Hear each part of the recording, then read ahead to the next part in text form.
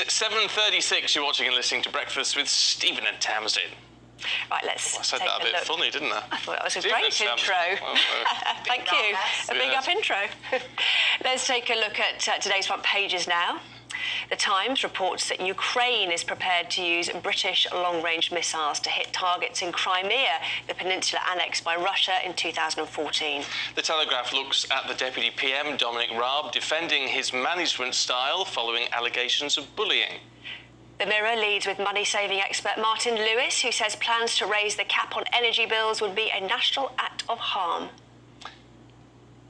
And the Sun is saying that the search for Nicola Bulley, who disappeared, and police saying they think she went into the River Wyre in St Michael's. There doesn't seem to be any evidence of that, though, but they're now taking their search out to the sea. The Daily Star says the comic legend with Chuckle in his name has unveiled a plan to get people laughing again. Oh, well, that'd be quite nice. That would be quite. We need it all. It's all a bit grim at the moment, isn't it?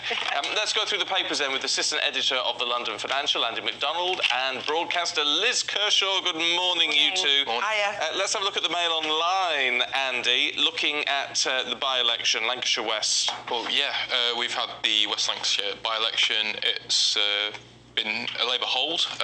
The Labour Party have increased their majority by 10%. Ashley Dalton elected as, the newest Member of Parliament. The Conservatives down 10% though. Mike Prendergast with only about 5,000 votes. It's not exactly a shining kind of result. Turnout was terrible, though. I mean, you get the impression Tory voters have just gone, what's the point? It's a Labour stronghold, I'm just not going to bother. Well, also, Labour voters haven't turned out either. The Labour kind of voters decreased more than Tory vote, proportionally speaking. I mean, what's most interesting, we saw Reform UK take a surge in the national polls. They didn't even make their deposit back on this one. Yeah. So that's quite interesting to see how that'll play out, because I know it is in the northwest, and the northwest is a pretty strong Labour kind of area. But it'll be interesting to see how that plays out in the upcoming local elections at the beginning of May. But yeah, big win for the Labour Party, and I'm sure that Keir Starmer and the rest of the leadership will feel encouraged by this result. I mean, look, it's in a way, it's the figures here are insignificant, Liz. It's the swing, which is 10.5%. It's a big swing. Percentages. But the thing about that constituency is it's very, very diverse.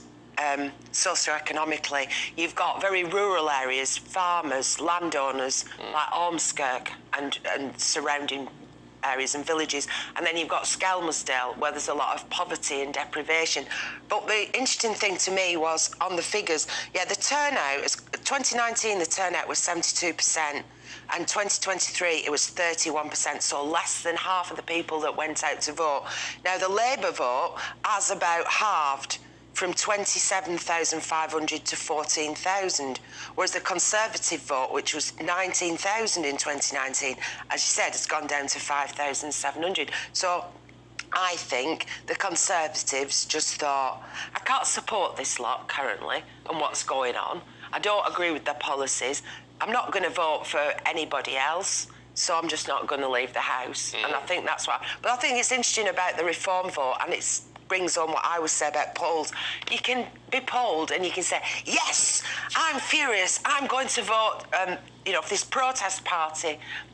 But once you get into the ballot box and the booth, and you've got to put your cross on a piece of paper, and you're thinking, ooh, my wallet, ooh, my job, ooh, my farming subsidies, you really vote with your wallet. The economy's stupid. Well, it's why then, in a national vote, the polls always tighten. They always have. Whether they'll tighten enough for the Tories in the next couple of years, who knows? Let's have a look at the Mail, Liz, should we? They're sort of saying, when will the Treasury get the message over tax? What message is this? Well, the message is that the corporation tax, in other words, what you tax businesses on the profits, is currently 19% in the UK. Yeah. And AstraZeneca have said, right, you're putting that up to 25% on the 1st of April this year, which I haven't met anybody who thinks that's an incentive to invest in the United Kingdom. It's not, no. No. AstraZeneca have said, right, we're off to Ireland, where, guess what the corporation tax is in Ireland, and why you get so many firms like multinationals making that the European base, 12.5%. Yeah. And countries are allowed to compete. Holland attracts a lot of businesses because of its comparatively low corporation tax, including Ireland's biggest brand, U2. Oh, yeah. Who are registered in Amsterdam to avoid paying tax. Well, so we've got to be competitive, and there's a lot of evidence at the moment that at one time there was all this international money keen to invest in the UK, and it's sort of dropped back now, and even firms like Jaguar Land Rover are thinking of transferring the building of their electric vehicles to Slovakia. That would be a major blow. What would the Labour Party do? What would the Labour Party do? I don't know. You'd have to ask Keir Starmer. I'm not Keir Starmer, and I'm not his mother either. So I think you'd have to ask him. No, but you remember the Labour Party. What's their policy on? I don't think the Labour Party have a clear policy as yet, because we're yet to declare the manifesto. But from my personal opinion, AstraZeneca are just chatting absolute rubbish on this. They had an 11% rise in profits in the third quarter of last year. That's 10.59 billion that went into shareholders' pockets. They're moving it to Ireland. It's just not sustainable. Kind of the best graduates go to London. The best graduate researchers go to Oxford and Imperial. There's no point in moving to Ireland, and we need to hold kind of big corporations who are making disgusting profits in this cost of living crisis to account.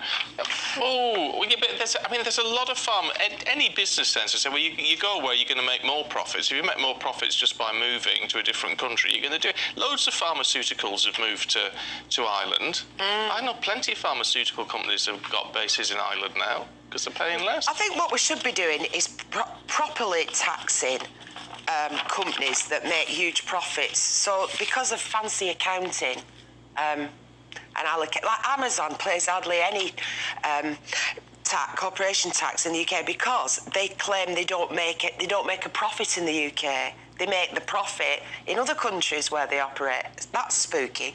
But, you've got BP. Mr. Looney runs BP. He's not that daft. He made 23 billion profits. Latest figures show. Shell, $40 billion. Centrica, who own British Gas, $134 billion pounds.